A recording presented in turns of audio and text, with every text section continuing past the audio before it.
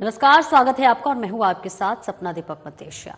Bulletin का आगाज करेंगे, लेकिन उससे पहले एक नजर हेडलाइंस पर। उप मुख्यमंत्री दिया कुमारी का प्रयास लाया रंग, केंद्र ने स्वीकृति की। पर्यटन विभाग द्वारा भेजी गई जयपुर की 2 योजनाएं पर्यटकों के लिए सुविधाओं का होगा विस्तार। जयपुर के RMSGIL फार्मेसी काउंसिल का किया गया निरीक्षण। प्रबंध निदेशक नेहा गिरी ने किया निरीक्षण कार्यों के बारे में विस्तार से ली जानकारी। चिकित्सा विभाग का तकनीकी नवाचार शासन सचिव गायत्री राठौर ने वीडियो कॉल से संस्थानों का किया औचक संवाद पर जांची स्वास्थ्य सेवाओं की स्थिति। रोही में कंबल वितरण अभियान का शुभारंभ। राज्य मंत्री ओटा राम निवासी ने जरूरतमंदों के बीच कंबल वितरण किया, कहा सहयोग के लिए सभी रहे तत्पर। और दौसा के सलेमपुर पुलिस की बड़ी कार्रवाई, 25,000 का इनामी अपराधी को किया गिरफ्तार। फूड डिलीवरी का काम करता था आरोपी।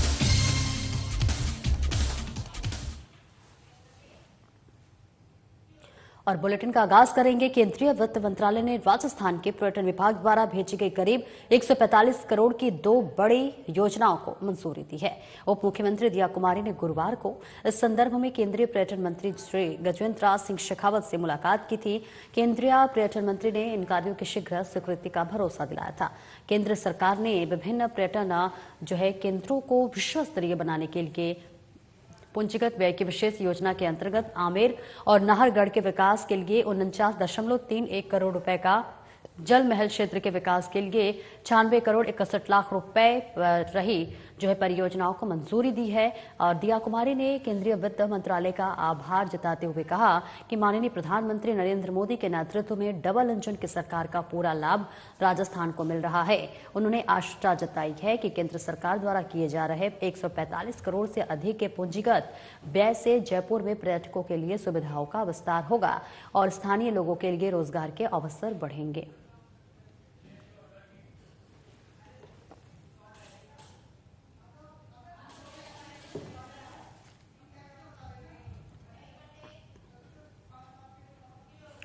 और मुख्यमंत्री भजनलाल शर्मा द्वारा चिकित्सा सेवाओं से संबंधित विभिन्न काउंसिल के कामकाज की समीक्षा के निर्देशों के पालना में गुरुवार को RMSGIL की प्रबंध निदेशक नेहा गिरी ने फार्मेसी काउंसिल पहुंचकर निरीक्षण किया और कहा कि वहां संपादित होने वाले कार्यों का जायजा लिया।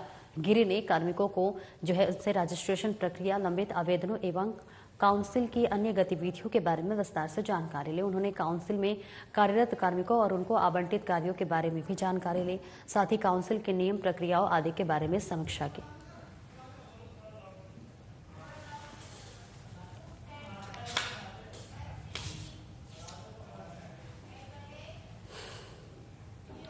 और मुख्यमंत्री भजनलाल शर्मा के पहल और चिकित्सा मंत्री गजेंद्र सिंह खेचर के निर्देशन में प्रदेश में स्वास्थ्य सेवाओं को लगातार सुदृढ़ बनाया जा रहा है।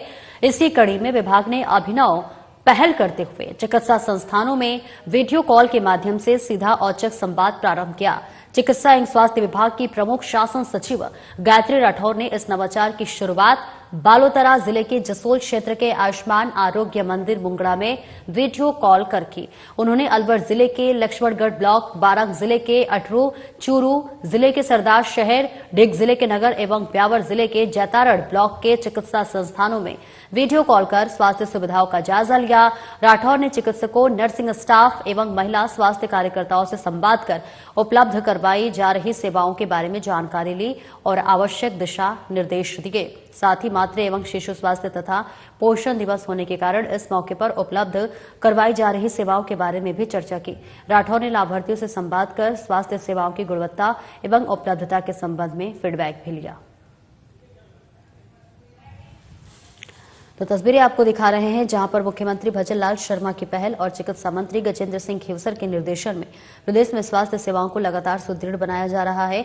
इसी कड़ी में विभाग के अभिनव पहल करते हुए चिकित्सा संस्थानों में वीडियो कॉल के माध्यम से सीधा औचक संवाद प्रारंभ किया है। चिकित्सा एवं स्वास्थ्य विभाग के प्रमुख शासन सचिव गायत्री राठौर ने इस नवाचार की शुरुआत बालोतरा जिले के जसोल क्षेत्र के आयुष्मान आरोग्य मंदिर मुंगड़ा में वीडियो कॉल कर की है। उन्होंने अलवर जिले के लक्ष्मणगढ़ ब्लॉक, बारां जिले के अटरू, चूरू जिले के सरदार शहर, डीग जिले के नगर एवं ब्यावर जिले के जैतारण ब्लॉक के चिकित्सा संस्थानों में वीडियो कॉल कर स्वास्थ्य सुविधाओं का जायजा लिया। राठौर ने चिकित्सकों को, नर्सिंग स्टाफ एवं महिला स्वास्थ्य कार्यकर्ताओं से संवाद कर उपलब्ध करवाई जा रही सेवाओं के बारे में जानकारी ली, आवश्यक दिशा निर्देश दिए। साथ ही मातृ एवं शिशु स्वास्थ्य तथा पोषण दिवस के कारण इस मौके पर उपलब्ध करवाई जा रही सेवाओं के बारे में चर्चा की।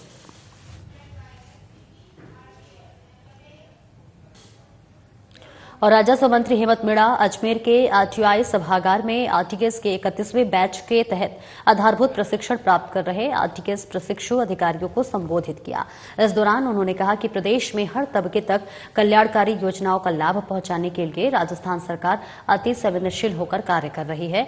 उन्होंने प्रशासनिक वर्ग का आह्वान किया कि वह लोक हितैषी निर्णय एवं कार्यक्रमों को जन जन तक पहुंचाने में अपनी महती भूमिका अदा करें। अधिकारी वर्ग अपने कार्यक्षेत्र में संवेदनशीलता, कर्तव्य निष्ठा, ईमानदारी एवं व्यवहारिक दृष्टिकोण से अपने दायित्वों का निर्वहन करें। उन्होंने कहा कि वे सदैव गरीबों को गणेश मानकर कार्य करेंगे तो उन्हें हर क्षेत्र में सफलता अर्जित होगी।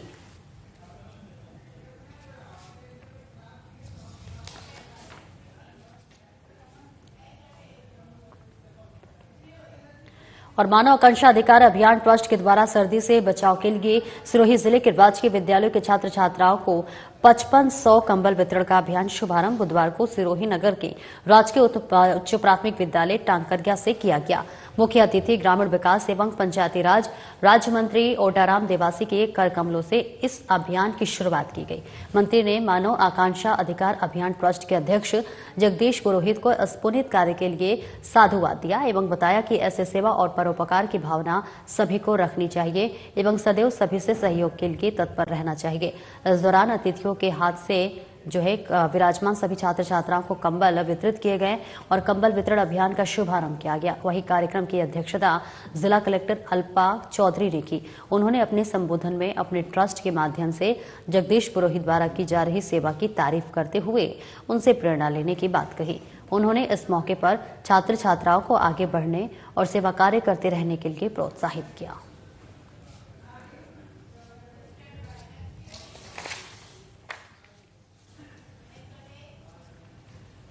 बीजेपी प्रदेश अध्यक्ष मदन राठौर ने कहा कि अजमेर दरगाह शरीफ का मामला न्यायालय में विचाराधीन है। ऐसे में उस संबंध में किसी प्रकार की टिप्पणी करना उचित नहीं होगा। लेकिन इतिहास गवाह है, मुगलों ने भारत में आकर लूट मचाई, धार्मिक स्थलों को क्षतिग्रस्त किया और हमारे धार्मिक स्थलों पर कब्जा तक कर लिया। ऐसे में इतिहास का अध्ययन सभी को करना चाहिए और उसके अनुसार स्वयं को आगे बढ़कर ऐसा निर्णय करना चाहिए जिससे समाज में सद्भाव बना रहे और हर वर्ग में भाईचारा कायम रहे।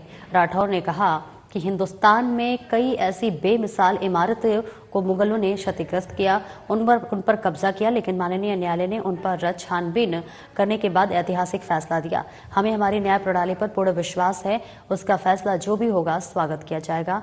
बीजेपी प्रदेश अध्यक्ष मदन राठौर ने कहा कि बीजेपी को किसी की पूजा पद्धति से कोई आपत्ति नहीं है, फिर चाहे वो मस्जिद में जाकर नमाज पढ़ रहे हो या फिर मंदिर में जाकर आरती करे, लेकिन हर भारतीय के मन में भारत के कण कण को लेकर आत्मीयता होनी चाहिए।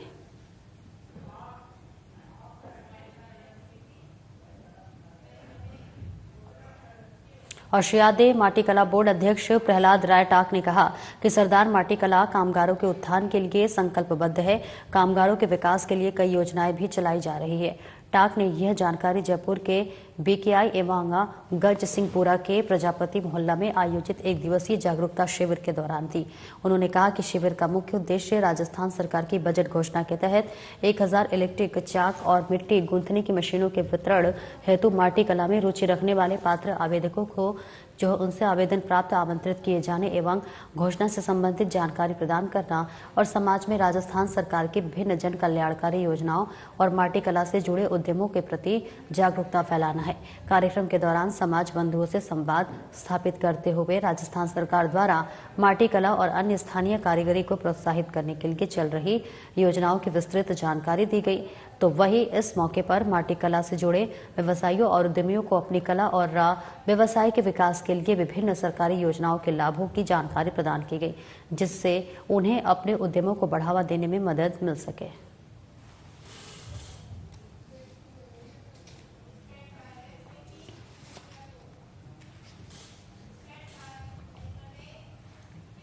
और कांग्रेस नेता सह पूर्व मंत्री प्रताप सिंह खाचरीवास ने कहा कि बांग्लादेश में हिंदुओं की और मंदिरों की सुरक्षा खतरे में है।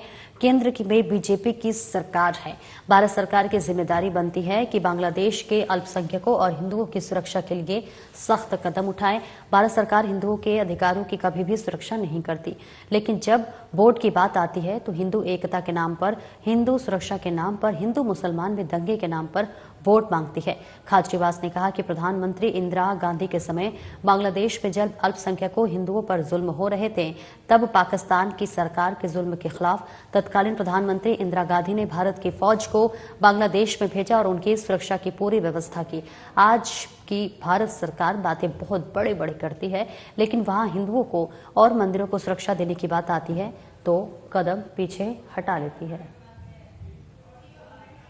में हिंदुओं की और मंदिरों की सुरक्षा खतरे में है। इस्कॉन के बहुत बड़े संत चिन्मय कृष्ण दास को बांग्लादेश में गिरफ्तार कर लिया गया है और आप जानते हैं बांग्लादेश के हालात ठीक नहीं है। यही आप जब 70s में जाओगे तो जब इंदिरा गांधी जी को ये पता चला था, उस वक्त हिंदुओं पर बड़े जुल्म हो रहे थे। जब प्रधानमंत्री इंदिरा गांधी थी तो अल्पसंख्यक हिंदुओं पर जब जुल्म होने लगे तो प्रधानमंत्री इंदिरा गांधी ने पाकिस्तान की सरकार के खिलाफ बांग्लादेश में अपनी फौजों को उतारा और उसी वक्त बांग्लादेश बना और हिंदुओं की सुरक्षा सुरक्षित की। इंदिरा जी आयरन लेडी थी, जब भी एक्शन लेकर दिखाती थी। बीजेपी के लोग रोज यहाँ पे हिंदुस्तान में नाटक करते हैं, जहां हिंदू खतरे में नहीं है वहां डराते हैं लोगों को, हिंदू मुसलमान के नाम पर दंगे फसाद की बात करते हैं। हिंदुओं को डराकर भारत की पूरी सरकार ले ली, डबल इंजन की बना ली, सारे इंजन ले लिए, पूरी भारत सरकार ले ली। तो भाई साहब कुछ मदद भी कीजिए। भारत सरकार को इस वक्त सख्त कदम उठाने चाहिए बांग्लादेश में, वहां भेजिए ना, एक्शन लीजिए, वहां के हिंदुओं की सुरक्षा तय कीजिए। आप हिंदुओं के वोट तो लेते हैं उनको डराकर, लेकिन उनकी सुरक्षा तय नहीं करते। यहां पर जुलूस निकालना, बीजेपी के नेताओं का नाटक करना, बेवजह झूठे नाटक करना, माहौल बनाना, जहां झगड़ा नहीं हो वहां हिंदू मुसलमान का झगड़ा करवा देना, किसी भी मस्जिद में, दरगाह में, मोइनुद्दीन चिश्ती की दरगाह में जाकर ये कह देना कि यहाँ पे हमारा मंदिर है। बीजेपी का जो एजेंडा है, यहां पर तो झगड़ा फसाद है ही नहीं, यहाँ कोई खतरे में नहीं, वो झगड़ा भी नहीं, हम भी समझते हैं। तो आप वहां पर कीजिए जहां इंदिरा जी ने पाकिस्तान को उस वक्त सबक सिखाकर बांग्लादेश बना दिया था, हिंदुओं की सुरक्षा की थी। इस वक्त भारत सरकार भी दिखाए और कुछ करके दिखाए, हिंदुओं और मंदिरों की सुरक्षा बांग्लादेश में तय करे। और रुकेंगे छोटे से ब्रेक के लिए, जल्द लौटते हैं।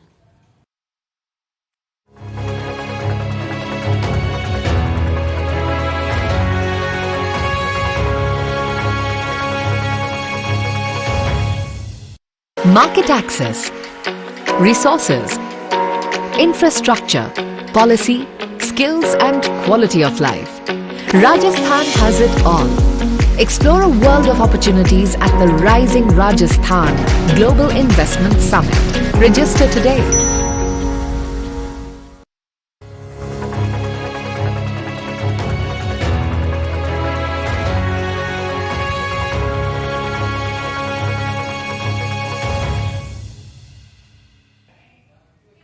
अब ब्रेक के बाद एक बार फिर से स्वागत है आपका बढ़ते खबरों की ओर। माननीय नगरीय विकास, स्वायत्त शासन एवं आवासन मंत्री छाबर सिंह खर्रा के मार्गदर्शन में जेडीए सचिव निशांत जैन की अध्यक्षता में गुरुवार को जेडीए के मंथन सभागार में जेडीए के समस्त प्रकोष्ठों की समीक्षा बैठक संपन्न हुई। जेडीए सचिव ने जेडीए द्वारा सृजित की जाने वाली आवासीय और अन्य योजनाओं की प्रगति की जानकारी ली। उन्होंने योजनाओं को शीघ्र लॉन्च करने हेतु आवश्यक दिशा निर्देश दिए। बैठक में भूमि के बदले भूमि की लंबित 91 प्रकरणों की पेडेंसी LR एक्ट के अंतर्गत शून्य करने के निर्देश दिए। इसके अलावा और भी कई आवश्यक दिशा निर्देश दिए गए।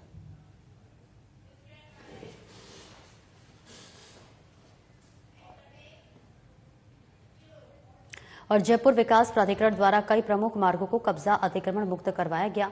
इस दौरान जोन PRN साउथ में हीरापथ से वंदे मातरम रोड को जोड़ने वाली 100 फीट सेक्टर रोड सीमा में आ रहे मकान नुमा ढांचे को ध्वस्त कराया गया। वहीं ज्योति विहार विस्तार की सीमा से लगते हुए 100 फीट जो है सेक्टर रोड सीमा के साथ साथ हनुमंत विहार और कीर्ति सागर एक F ब्लॉक के बीच 40 फीट रोड सीमा को कब्जा अतिक्रमण मुक्त करवाया गया। साथ ही ग्राम मानपुर देवरी और गोलियावास में निमड़ी वाले बालाजी के पास सरकारी भूमि को कब्जा अतिक्रमण मुक्त करवाया गया। उप महानिरीक्षक पुलिस कैलाश चंद्र विश्नोई ने बताया कि उक्त कार्यवाहियां मुख्य नियंत्रण प्रवर्तन आदर्श चौधरी के पर्यवेक्षण में उप नियंत्रक प्रवर्तन प्रथम अधिकारी जोन PRN साउथ और प्राधिकरण में उपलब्ध जाब्ते लेबर गार्ड एवं जोन में पदस्थापित राजस्व व तकनीकी स्टाफ की निशानदेही पर प्रवर्तन दस्ते द्वारा संपादित की गई।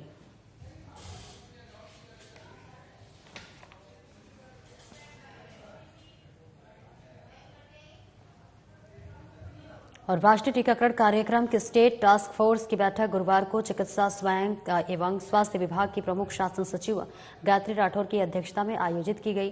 बैठक में आगामी 8 दिसंबर पोलियो रविवार को प्रदेश के 39 जिलों में आयोजित होने वाले उप पल्स पोलियो अभियान की तैयारियों के संबंध में निर्देश दिए गए। प्रमुख शासन सचिव ने कहा कि सभी संबंधित विभाग पूर्ण समन्वय के साथ तैयारी करते हुए अभियान को सफल बनाएं। बच्चों को आवश्यक रूप से पोलियो की खुराक पिलाए जाने के लिए लोगों को जागरूक किया जाए एवं IC गतिविधियां की जाए। एक भी बच्चे पोलियो की खुराक पीने से नहीं छूटे। अभियान के तहत जन्म से 5 साल तक की उम्र के सभी बच्चों को पल्स पोलियो की दवा पिलाई जाएगी।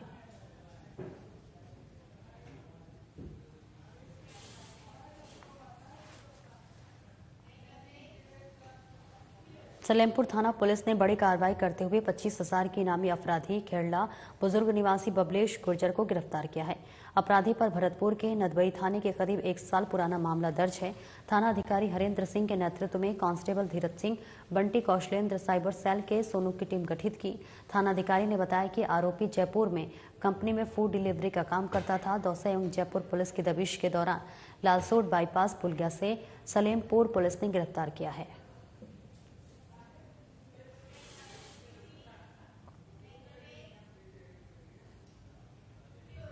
और उप मुख्यमंत्री दिया कुमारी ने बुधवार को नई दिल्ली में केंद्रीय सड़क परिवहन एवं राजमार्ग मंत्री नितिन गडकरी से मुलाकात कर उन्हें राजस्थान में राजमार्गों के विकास के लिए उनके द्वारा दिए गए निरंतर सहयोग के लिए धन्यवाद ज्ञापित किया। आपको बता दें कि पिछले 10 साल में केंद्र सरकार ने राजस्थान में सड़क तंत्र को मजबूत करने के लिए लगभग 1 लाख करोड़ के कार्यों को स्वीकृत किया है। दिया कुमारी ने उन्हें आश्वस्त किया है कि राज्य में सड़क तंत्र को मजबूत करने के लिए स्वीकृत की गई विभिन्न योजनाओं को समयबद्ध क्रियान्वयन के लिए राज्य सरकार हर संभव सहयोग प्रदान करेगी। उन्होंने राजस्थान को सेंट्रल रोड तथा इंफ्रास्ट्रक्चर फंड CRPF से ज्यादा उनके सड़कें स्वीकृत करने के साथ साथ कई महत्वपूर्ण कार्यों की भी मांग की है।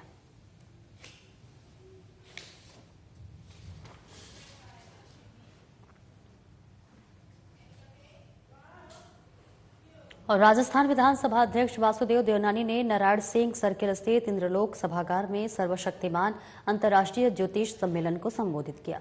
इस दौरान उन्होंने कहा कि ज्योतिष विद्या भारत में ही उत्पन्न हुई और यही से संपूर्ण विश्व में इस विद्या का प्रचार प्रसार हुआ है। यह विद्या अपने आप में शुद्ध गणित है और इसके अध्ययन के लिए अन्य देशी के लोग भारतीय विद्वानों से संपर्क करते हैं और ये भारत के लिए गौरव है। देवनानी ने ज्योतिषियों का आह्वान किया कि वे भारतीय सनातन संस्कृति के वाहक बने। सम्मेलन में अंतर्राष्ट्रीय स्तर के ज्योतिष विशेषज्ञ भाग ले रहे हैं।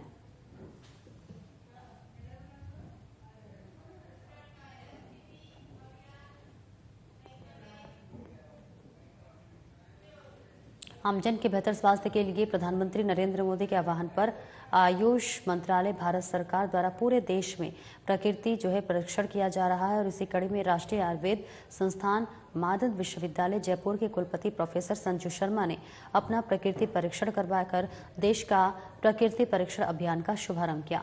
कुलपति प्रोफेसर संजू शर्मा ने बताया कि प्रधानमंत्री नरेंद्र मोदी के आह्वान पर और आयुष राज्य मंत्री प्रताप राव जाधव की प्रेरणा से आयुष मंत्रालय भारत सरकार द्वारा पूरे देश में प्रकृति परीक्षण का अभियान चलाया जा रहा है, जिसका नाम देश का प्रकृति परीक्षण है। इस अभियान के अंतर्गत हमारे संस्थान में सभी चिकित्सकों, शिक्षकों और इसी के साथ साथ विद्यार्थियों और अस्पतालों में आने वाले रोगियों और उनके परिजनों का प्रकृति परीक्षण किया जा रहा है। साथ ही सभी देशवासी अपना प्रकृति परीक्षण करवाकर अपनी प्रकृति को जाने, जिससे कि हमें जानकारी होगी कि हमें कौन कौन सी बीमारियां हो सकती हैं, हम किस तरह की चिकित्सा ले सकते हैं या फिर किन किन बीमारियों से हम अपना बचाव कर सकते हैं। यह प्रकृति परीक्षण हमारे लिए बहुत आवश्यक है, साथ ही हमारे चिकित्सा और देश के लिए भी बहुत आवश्यक है। देश में जो बीमारियां बढ़ रही हैं उनको हम समय पर कम करने का प्रयास कर सकें।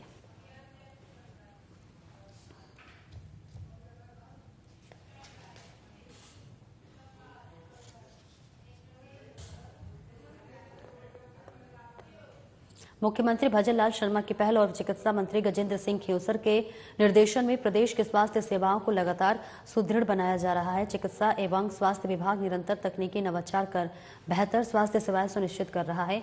इसी कड़ी में विभाग ने अभिनव पहल करते हुए चिकित्सा संस्थानों में वीडियो कॉल के माध्यम से सीधा औचक संवाद प्रारंभ किया है। चिकित्सा एवं स्वास्थ्य विभाग के प्रमुख शासन सचिव गायत्री राठौर ने इस नवाचार की शुरुआत बालोतरा जिले के जसोल क्षेत्र के आयुष्मान आरोग्य मंदिर मुंगड़ा में वीडियो कॉल कर की। उन्होंने अलवर जिले के लक्ष्मणगढ़ ब्लॉक, बारांग जिले के अटरू, चूरू जिले के सरदार शहर, डीग जिले के नगर एवं ब्यावर जिले के जैतारड़ ब्लॉक के चिकित्सा संस्थानों में वीडियो कॉल कर स्वास्थ्य सुविधाओं का जायजा लिया।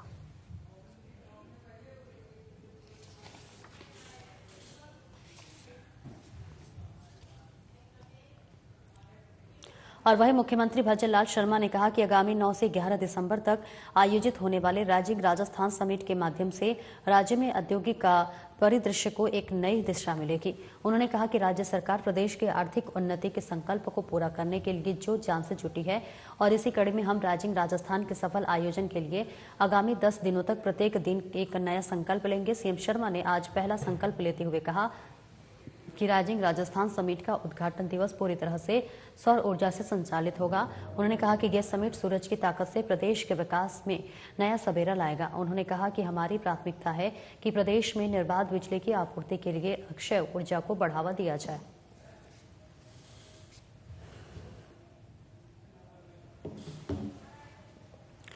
तो देखिए तस्वीरें आपको दिखा रहे हैं जहां पर जयपुर में राजिंग राजस्थान ग्लोबल समिट पर चर्चा की गई। मुख्यमंत्री लेंगे कई नव संकल्प और सूरज की ताकत से आएगा विकास का नया सवेरा। सभी वर्गों को भागीदार बनने का आह्वान किया।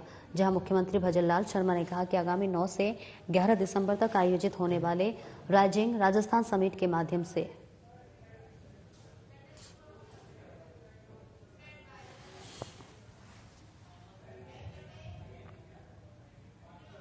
और परख राष्ट्रीय सर्वेक्षण 2024 की पूर्व तैयारियों को लेकर डॉक्टर राधाकृष्णन शिक्षा संकुल में गुरुवार को राजस्थान स्कूल शिक्षा परिषद द्वारा एक वीडियो कॉन्फ्रेंसिंग के माध्यम से समीक्षा बैठक आयोजित की गई। बैठक का मुख्य उद्देश्य आगामी सर्वेक्षण के लिए सभी विद्यालयों की तैयारियों का गहन मूल्यांकन करना और राज्य को राष्ट्रीय स्तर पर प्रथम स्थान पर लाने की योजना बनाना है। बैठक की अध्यक्षता करते हुए राज्य परियोजना निदेशक एवं आयुक्त अविचल चतुर्वेदी ने सर्वेक्षण में राजस्थान को प्रथम स्थान पर लाने का लक्ष्य निर्धारित करने पर जोर दिया। उन्होंने सभी मुख्य जिला शिक्षा अधिकारियों, मुख्य ब्लॉक शिक्षा अधिकारियों, पीओ एवं संस्था प्रधानों को जिला प्रशासन से समन्वय स्थापित करते हुए निर्धारित लक्ष्य की प्राप्ति, सर्वेक्षण की प्रक्रियाओं को समय पर पूरा करने और परिणाम उन्नयन के प्रयास सुनिश्चित करने के निर्देश दिए। उन्होंने स्पष्ट किया कि परख राष्ट्रीय सर्वेक्षण 2024 में राजस्थान को प्रथम स्थान पर लाने के लिए सभी संबंधित पक्षों को संकल्पित होकर काम करना होगा। उन्होंने विद्यालय प्रमुखों और अधिकारियों से कहा कि यह सर्वेक्षण राज्य की शिक्षा गुणवत्ता में सुधार के लिए एक अहम मौका है।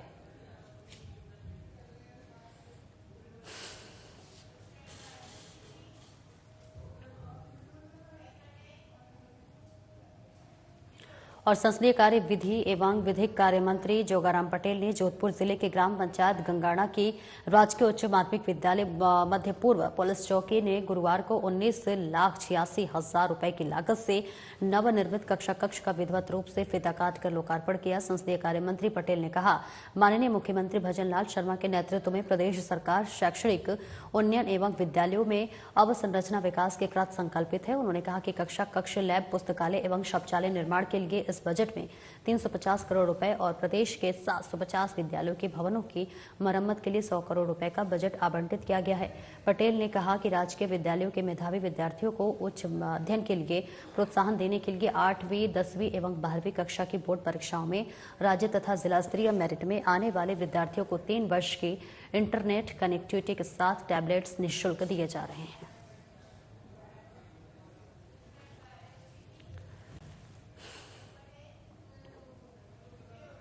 खबर जयपुर से है, जहां पर सेक्टर 29 प्रताप नगर में श्री श्याम भजन संध्या का कार्यक्रम राजकुमार प्रॉपर्टी एवं कंस्ट्रक्शंस के द्वारा कराया गया है। कार्यक्रम में श्याम बाबा का गुणगान करते हुए कलाकारों ने एक से बढ़कर एक श्याम भजनों की प्रस्तुति दी। आपको बता दें कि बाबा को 56 भोग के साथ पुष्प वर्षा सहित बाबा का भव्य जो है दरबार सजाया गया और इस दौरान काफी संख्या में श्याम व भक्त कार्यक्रम में मौजूद रहे। कलाकारों ने श्याम भक्तों को झूमने पर मजबूर कर दिया। श्याम बाबा का भव्य दरबार सजाकर श्रृंगार भी किया गया और इस दौरान बाबा की भजन संध्या में जो है संगनेर एसीपी विनोद कुमार शर्मा भी भजन संध्या में पहुंचे। इस दौरान आयोजनकर्ताओं के द्वारा एसीपी विनोद शर्मा का स्वागत सत्कार भी किया गया।